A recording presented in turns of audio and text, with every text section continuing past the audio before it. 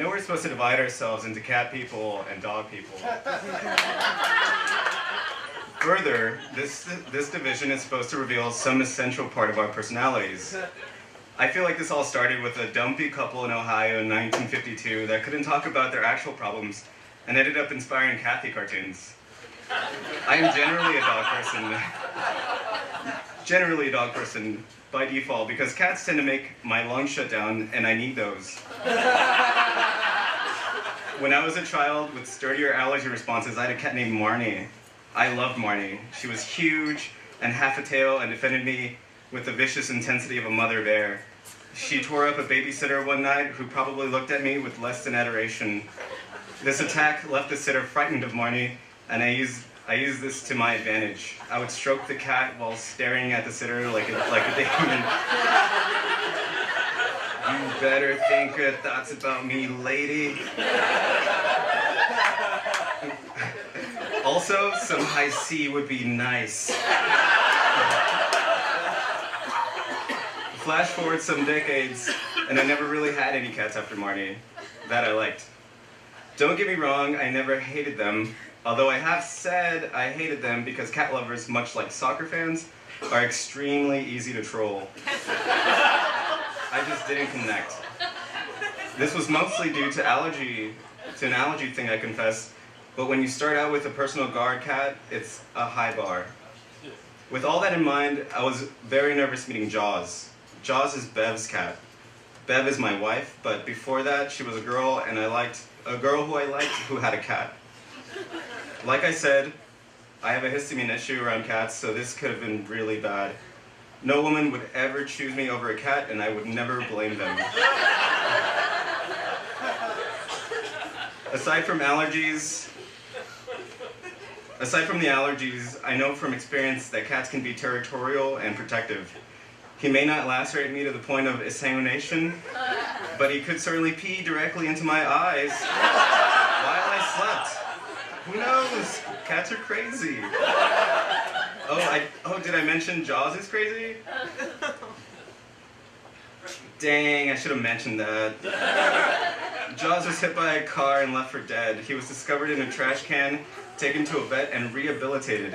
He was left with very few teeth, hence the ironic name. An eye that wouldn't dilate properly, and a bit of brain damage. The people at the clinic put his picture in the window along with his story. Bev saw and read that picture and story, and within minutes she had a cat. She took him off the streets of Brooklyn, saved him. So you can see why I might be nervous. Turns out I needn't have been. I made it through the night scratch-free, pee-free, and most amazingly, breathing freely. He generally ignored me, so we were cool. Over the years, we grew closer. We recognized each other as old men who weren't able to see the world correctly. We had our troubles. He would lash out at weird times, as well as throw up on whatever thing I happened to like the most in the world. Mostly we got along, though.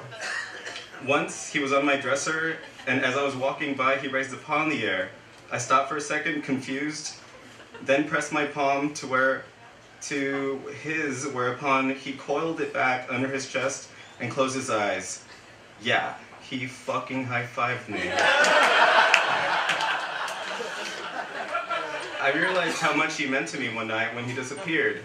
Bev and I searched for hours, but a black cat who doesn't want to be found is not going to be found, especially at night. I told Bev that he would be back in the morning looking for food. He may have been an inside cat for some time, but he's still a street cat at heart. I don't know how much I assured her, but that night was difficult for me. The next morning, I opened the back door, and he was sitting on the steps, leading upstairs at eye level meowing for some goddamn breakfast. Then there was a time I was sitting on the couch having a sad. I don't remember why.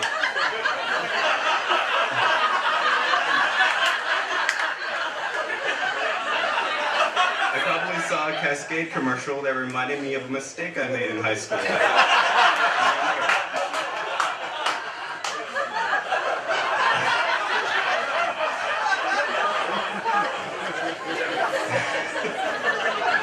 Either way, Jaws appeared by my side on the arm of the couch and started rubbing his head on mine.